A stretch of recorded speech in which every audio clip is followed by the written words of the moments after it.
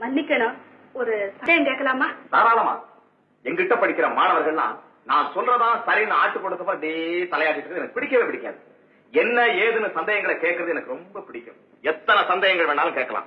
ஆமா, இப்படி வந்து வேற ஒண்ணும் இல்ல, தாய்மை உணர்ச்சி புராணத்துல இருக்குதுன்னு சொன்னீங்கல்ல. ஆமா, அதுலதான் கொஞ்சம் சந்தேகம். என்ன சந்தேகம் கேளு. முருகன் கையில ஒரு வேலாயுதம் இருக்குதுல்ல? ஆமா.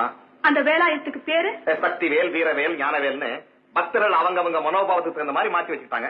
அதெல்லாம் சரி, அந்த வேலாயுதத்தை முருகன் கையில கொடுத்தது பார்வதின்னு புராணம் சொல்லுது. பார்வதி முருகனுக்கு தாய் தானுங்களே?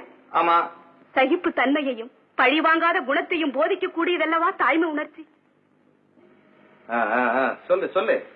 அப்படி இருக்கும்போது பழிவாங்க உணர்வை தூண்டக்கூடிய வேலாயுதத்தை தாயே குழந்தைக்கு கொடுத்த புராணத்துல தாய்மை உணர்ச்சி இருக்குங்கிறத எப்படி ஒப்புக்கொள்ள முடியும்?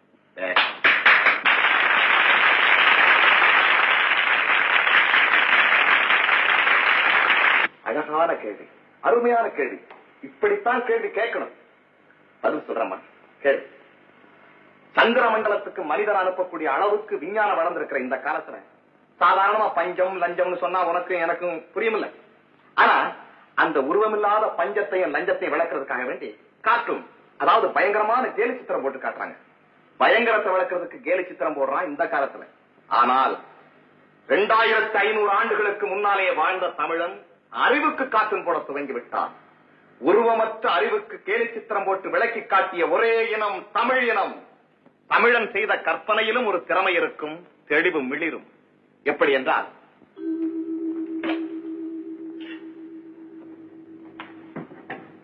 இப்படி வாமா. ஒரு மனிதனுக்கு அறிவு எப்படி எப்படியெல்லாம் இருக்கணும் தெரியுமா? அறிவு கூர்ந்து இருக்கணும். கூர்ந்த அறிவு குறுகிய அறிவா இருக்கக்கூடாது, அது அகழ்ந்து இருக்கணும். அகழ்ந்த அறிவு மேலிருந்த வாரியா மிதக்க கூடாது, அது ஆழ்ந்து இருக்கணும். இல்லையா? பார், அறிவு கூர்ந்து அகழ்ந்து ஆழ்ந்து இருக்கு இல்லையா?